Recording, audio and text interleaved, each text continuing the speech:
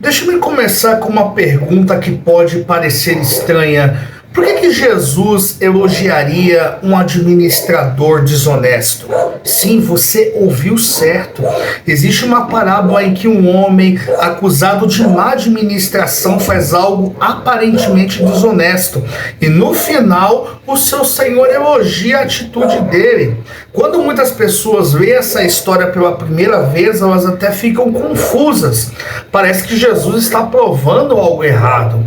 Mas na verdade, essa é uma das parábolas mais profundas e provocativas que ele contou.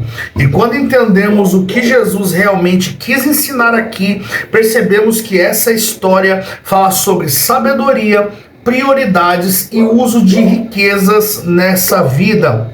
Nesse vídeo, você vai descobrir o que Jesus realmente quis ensinar com a parábola do administrador infiel e o porquê o comportamento desse homem foi elogiado e qual é a lição poderosa que Jesus apresenta sobre dinheiro, sabedoria e eternidade.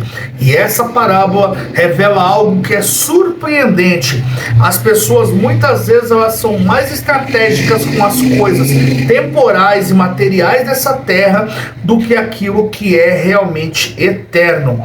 E essa parábola aparece em Lucas no capítulo 16, que Jesus ele estava ensinando aos seus discípulos sobre dinheiro, responsabilidade e prioridades espirituais. E logo antes disso, ele havia contado histórias sobre coisas perdidas e restauradas. Porque agora o foco muda.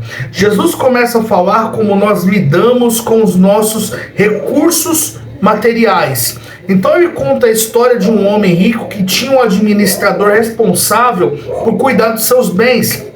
Um dia, o dono descobre algo muito preocupante. Ele recebe denúncias de que o administrador está desperdiçando seus recursos. Então ele toma uma decisão. Ele chama o administrador e diz: olha, preste contas da sua administração, porque você não pode mais continuar no cargo. E nesse momento o administrador percebe que perdeu o emprego.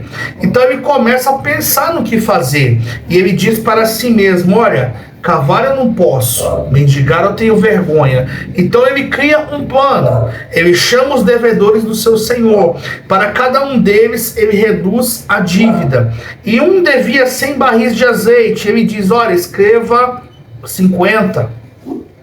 E o outro devia 100 medidas de trigo. Ele diz: escreve 80. Ou seja, ele reduz as dívidas para conquistar o favor dessas pessoas. E ele pensa: quando eu perder o meu emprego, essas pessoas vão me receber nas suas casas. Agora vem a parte que surpreende. O Senhor, ele elogia o administrador, não porque ele foi desonesto, não. Mas Jesus deixa claro qual foi o motivo por que ele foi elogiado.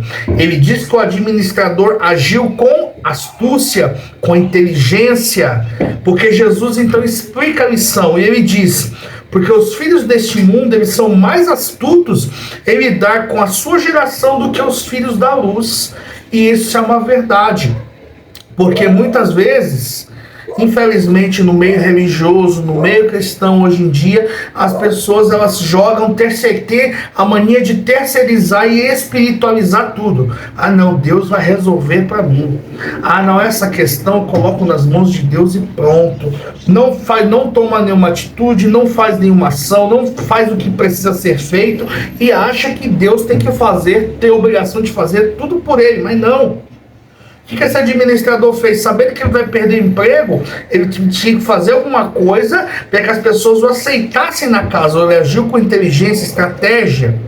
Só que as pessoas, elas agem dessa forma, principalmente em questão de negócio. Olha, eu vou investir aqui, porque lá na frente eu vou ganhar tanto.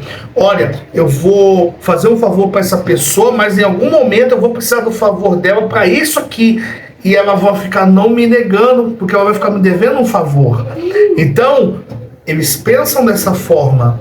Só que a questão que Jesus estava chamando a atenção é que nós deveríamos ter esse mesmo astúcia, essa mesma inteligência, esse mesmo raciocínio com as coisas eternas.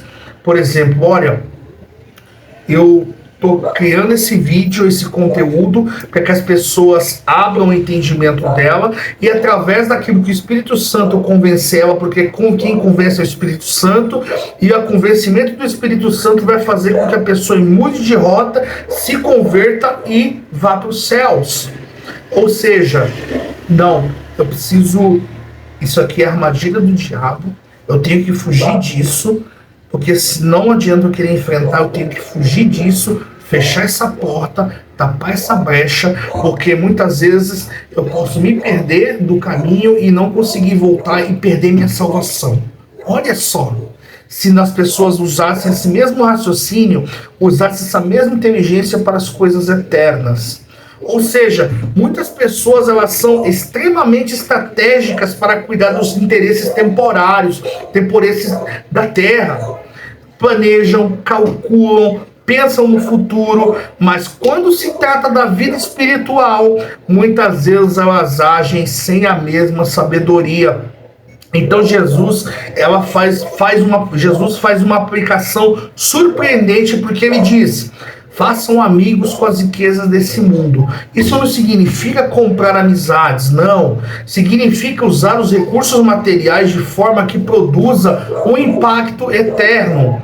Dinheiro, oportunidades e recursos são ferramentas temporárias, mas podem ser usadas para algo que ultrapassa o tempo. Por exemplo, Deus ele te abençoa com uma condição a mais financeira e você sabe que tem uma pessoa que tá, vamos dizer, não tem nada para comprar, para comer em casa. Então você compra uma cesta básica, você compra os itens básicos que aquela pessoa precisa, você compra, vamos dizer, mistura para a geladeira dela. Claro que há critérios, claro. Suponhamos que essa pessoa perdeu o emprego, de repente não tem como outra fonte de renda naquele momento, tem filhos, paga aluguel. Então, são situações, por exemplo, pessoas que tiveram, vamos dizer, casa devastada por causa da chuva ou por causa de algum incêndio. Isso acontece muito na área periférica e ali a gente, Deus deu uma condição melhor, não, vamos ajudar aqui entre nós e dar um pouco a mais para que a gente possa reconstruir, comprar material e reconstruir a casa dessa pessoa. Tem algumas pessoas ali que sabem trabalhar com construção ou trabalham, ou até mesmo pagar uma pessoa para construir. Então são fatores e oportunidades que Deus nos concede para algo que é eterno. Por isso que Jesus ele diz, olha, que nós devemos ajuntar tesouros não na terra, mas ajuntar tesouros nos céus. Então, ajuntar tesouros nos céus é o quê? De repente você está vendo uma pessoa ali que está com uma roupa rasgada, não tem condições de comprar uma roupa, e você tem uma condição melhor, você tem condições, Deus te enriqueceu, pô, vou comprar algumas roupas para essa pessoa está precisando, não tem um tênis para ir para a escola. Então, são situações que a gente faz exatamente isso, tesouros na eternidade. Fidelidade também nas pequenas coisas, e Jesus termina com um princípio muito importante: quem é fiel no pouco, ele também é fiel no muito. E isso mostra que Deus ele observa como lidamos com aquilo que nós temos agora, porque pequenas decisões revelam o caráter do coração. E essa parábola nos leva a uma pergunta muito prática: como nós estamos usando os recursos que nós temos hoje? O tempo, o dinheiro, a influência, oportunidades, porque tudo isso pode ser usado apenas para um benefício pessoal ou pode ser usado para algo que produz impacto no reino de Deus. Por exemplo, nossa igreja paga aluguel e está chegando-se o mês do pagamento e não tem o valor suficiente, mas Deus me deu uma condição melhor ir lá e arcar com isso. Então, Jesus nos lembra que os recursos dessa vida são temporários, mas a forma como nós usamos pode ter consequências muito além do presente. Basta olhar aí, assista o nosso vídeo sobre Rico e Lázaro, que você vai ver essa situação presente, porque a parábola do administrador infiel nos confronta com uma realidade simples. Todos nós somos administradores e nada do que temos é completamente nosso. Tudo é algo confiado por Deus por um período de tempo que nós estivermos sobre essa terra. E a grande questão não é o quanto nós recebemos, mas a grande questão é o que fazemos com aquilo que recebemos. Talvez a pergunta final dessa parábola seja: estamos vivendo apenas para administrar o presente ou estamos usando a nossa vida para investir naquilo que realmente importa, que é a eternidade?